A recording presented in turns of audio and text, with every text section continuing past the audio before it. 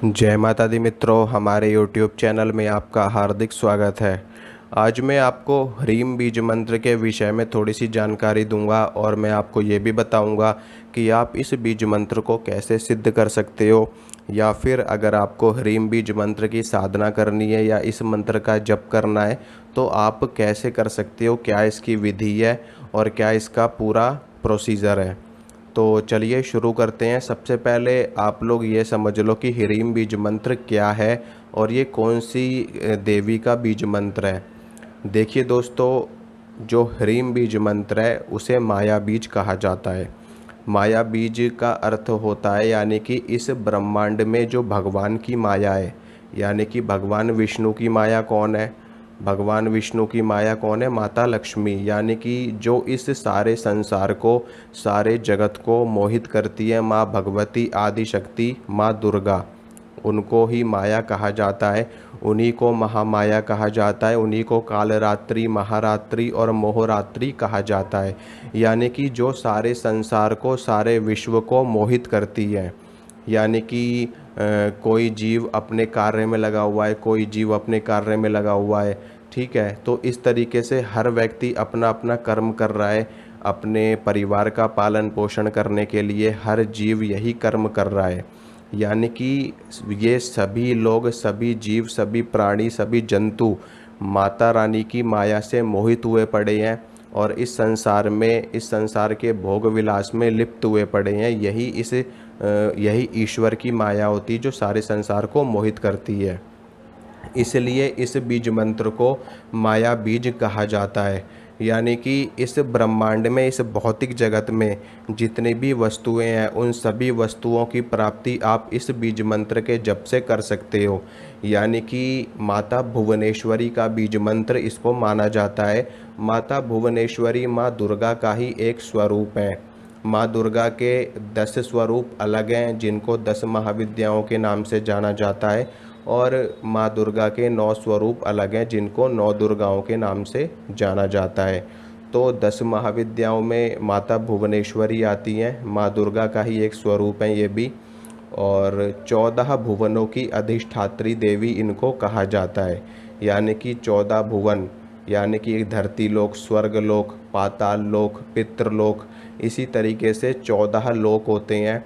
और उन 14 लोकों की जो स्वामिनी है, यानी कि जो महारानी है, उनको माता भुवनेश्वरी कहा जाता है। यानी कि माता भुवनेश्वरी ही इन सभी लोकों के ऊपर राज करती हैं, उनका ही शासन चलता है।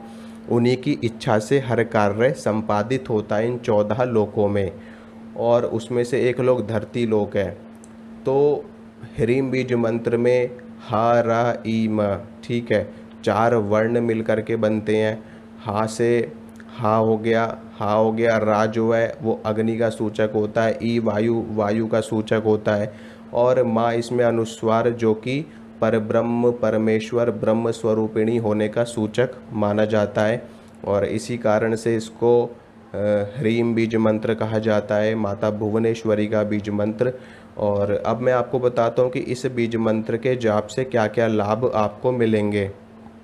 अगर आप इस बीज मंत्र का नियमित रूप से जप करते हो या फिर आप इस बीज मंत्र को सिद्ध कर लेते हो, तो आप इस ब्रह्मांड में जितनी भी वस्तुएं हैं भोग विलास की, यानी कि ऐश्वर्य, वैभव, यश, कीर्ति, मान सम्मान, पद प्रतिष्ठा, बंगला, गाड़ी, पैसा, धन इत्यादि, ये सारी वस्तुएं आप बड़ी ही सरलता से प्राप्त कर सकते हो।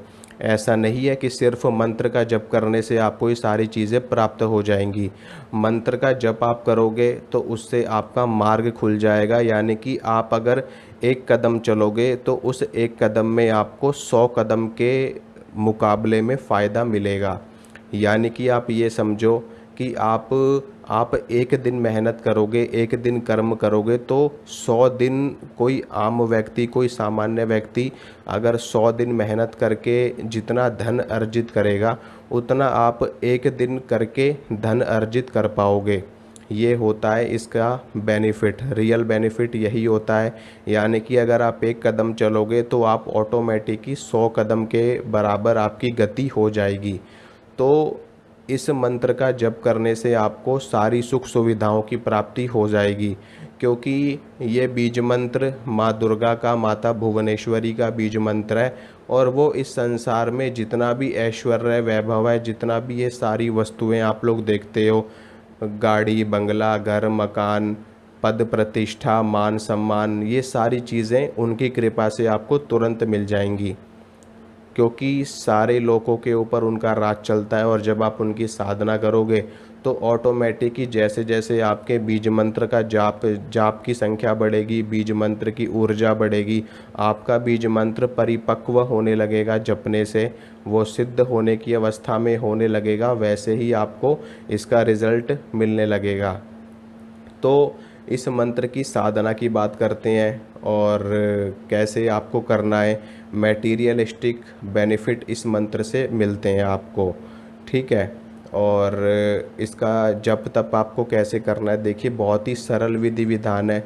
रुद्राक्ष की माला से आप इस मंत्र का जप कर सकते हो, तुलसी की माला से भी आप जाप कर सकते हो, चंदन की माला से भी आप जाप कर सकते हो, यानी कि किसी भी माला से आप इस बीज मंत्र का जाप कर सकते हो। इस बीज मंत्र का जाप दो तरीके से आप लोग कर सकते हो। एक है सिर्फ बीज मंत्र का जाप करना, यानी कि ह्रीम ह्रीम ह्रीम ह्रीम ह्रीम ह्रीम ह्रीम ह्रीम ह्रीम ह्रीम इस तरीके से, ठीक है। और एक तरीका है ओम ह्रीम ओम, यानी कि बीज मंत्र के आगे भी ओम लगाना है, बीज मंत्र के पीछे भी ओम लगाना है, यानी कि ओम ह्रीम ओम ओम ह्रीम ओम, इस तरीके से भी आप जाप कर सकते हो। दोनों तरीके से आप मंत्र का जाप कर सकते हो और कोई विशेष विधि विधान की आवश्यकता नहीं है। अगर आप गृहस्थ जीवन में हो और आप शादीशुदा हो, चाहे आपकी शादी ना हुई हो, तो भी आप इस मंत्र का जप कर सकते हो। इस मंत्र का जप करने के लिए आपको गुरु की भी आवश्यकता नहीं है। अगर आपको ये मंत्र गुरु से प्राप्त होता है तो बहुत ही ज़्यादा उत्तम है, तो इसका रिज़ल्ट आपको बहुत जल्दी देखने को मिलेगा और जल्दी मंत्र की सिद्धि भी जल्दी होगी। लेकिन अगर आप बिना गुरु के इस मंत्र का जप करोगे तो भी इसका रिज़ल्ट आपको मिलेगा, लेकिन थोड़ा सा हो सकता है कि समय लगे और थोड़ा सा सिद्ध होने में भी इस मंत्र को समय लगे। गुरु से मिला हुआ मंत्र जल्दी सिद्ध होता है, इस बात में कोई भी संदेह नहीं है, ठीक है। और जप आप कर सकते हो, बिना गुरु के भी इस मंत्र का जप कर सकते हो, इसमें कोई संदेह वाली बात नहीं है। और इसके साथ में परहेज क्या आपके रहेंगे वो मैं आपको बता देता हूँ। आपको अंडा मीट शराब ये सारी चीज़ें नहीं खानी है, ठीक है, क्योंकि माता भुवनेश्वरी पूर्ण रूपेण सात्विक देवी है और माता भुवनेश्वरी श्री कुल में आती हैं। दो कुल में आती हैं 10 महाविद्याएं, काली कुल में आती हैं और श्री कुल में आती हैं। तो जो माता भुवनेश्वरी है वो श्री कुल की विद्या है, श्री कुल की देवी हैं।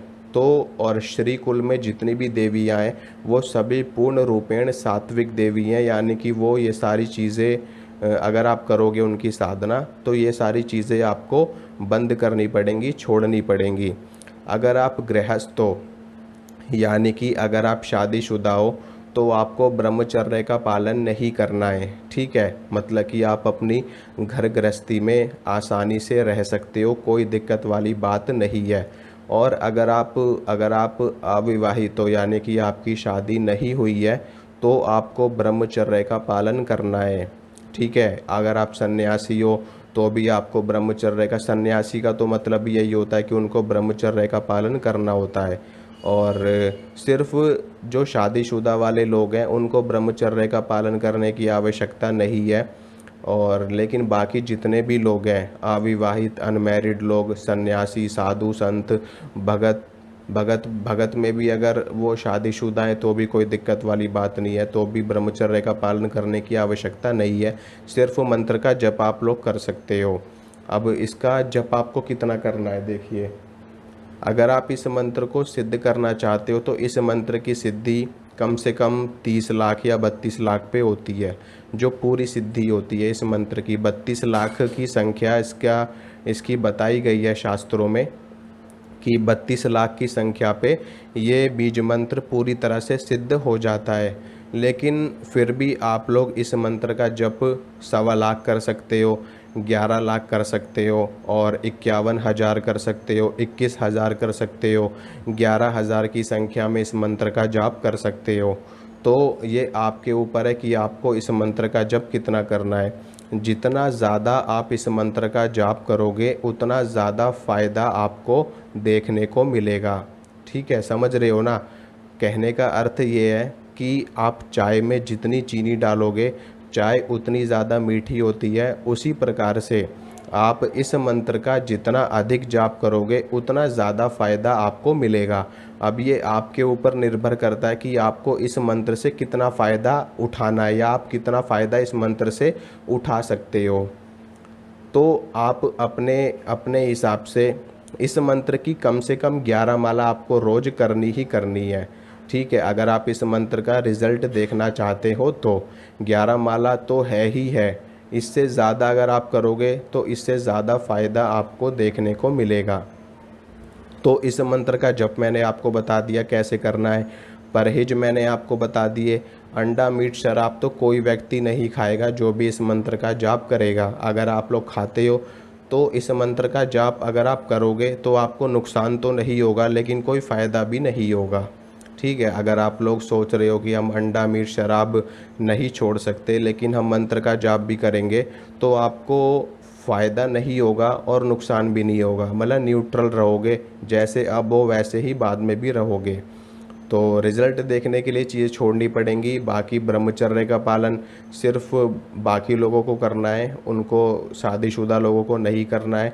और इस मंत्र का जप किसी भी समय किया जा सकता है, चाहे सुबह का वक्त हो, चाहे दोपहर का वक्त हो, चाहे शाम का हो, चाहे रात का हो, कोई सा भी समय हो, किसी भी समय पर आप इस मंत्र का जाप कर सकते हो। कोई दिक्कत वाली बात नहीं है। किसी भी माला से इस मंत्र का जाप किया जा सकता है। ठीक है, और कोई परहेज नहीं है। परहेज जो मैंने थे वो मैंने आपको बता दिए। हाँ, प्याज लहसुन आप लोग खा सकते हो। अगर आप लोग प्याज लहसुन खाते हो तो कोई दिक्कत वाली बात नहीं है। प्याज लहसुन खाते हुए भी आप इस मंत्र का जप कर सकते हो। और बस यही है इस मंत्र का विधि विधान। और नियमित रूप से कम 11 माला आपको ज़रूर करनी है। सबसे पहले माँ दुर्गा के सामने आपको धूप बत्ती जला देनी है, एक देसी घी का दीपक जला देना है, और एक जल का लोटा माँ दुर्गा के सामने आपको रखना है। और थोड़ा सा प्रसाद जो भी आपके पास अवेलेबल हो, जो भी प्रसाद आपके पास हो, 2-4 मिश्री के दाने रख दो। अगर मिश्री के दाने भी आपको नहीं मिल रहे तो आप चीनी भी रख सकते हो। ठीक है, और अगर आप लोग कुछ और रख सको तो और भी ज़्यादा अच्छा है, गुड़ रख सकते हो। और इतना रखने के बाद में माला लेकर के आप इस मंत्र का जप करिए। और एक चीज़ और मैं आपको बता दूं, कई लोगों को थोड़ा सा संदेह होता है कि इसको ह्रीम पढ़ें या ह्रींग पढ़ें। तो आप लोग दोनों में से कोई सा भी पाठ कर सकते हो। आप ह्रीम भी पढ़ सकते हो, यानी कि ह्रीम भी पढ़ सकते हो, और ह्रींग भी पढ़ सकते हो। ठीक है, और महिलाओं की बता दूं कि महिलाओं को थोड़ा सा बीच में 4-5 दिन की प्रॉब्लम होती है, तो उस समय पर आप इस मंत्र का जप नहीं करोगे, मानसिक रूप से आप लोग कर सकते हो। बाकी माला लेकर के और दीपक जला करके, धूप बत्ती जला करके, इस तरीके से आपको कोई भी क्रिया नहीं करनी है। सिर्फ मानसिक रूप से आप बैठे बैठे कर सकते हो। बाकी जब आप फ्रेश हो जाओ तो उसके बाद में आप इस मंत्र का जप जैसे पहले कर रहे हो वैसे ही कर सकते हो। तो ये था इस मंत्र का पूरा विधि विधान। आशा करता हूँ जो जानकारी मैंने आपको दी है अच्छी लगी होगी, पसंद आई होगी। तो आप वीडियो को लाइक कीजिए, शेयर कीजिए और चैनल को सब्सक्राइब कीजिए, ताकि मैं जो भी वीडियो डालूँ उसकी नोटिफिकेशन आपको तुरंत मिल सके। मिलूँगा अगली वीडियो में आपसे। जय माता दी।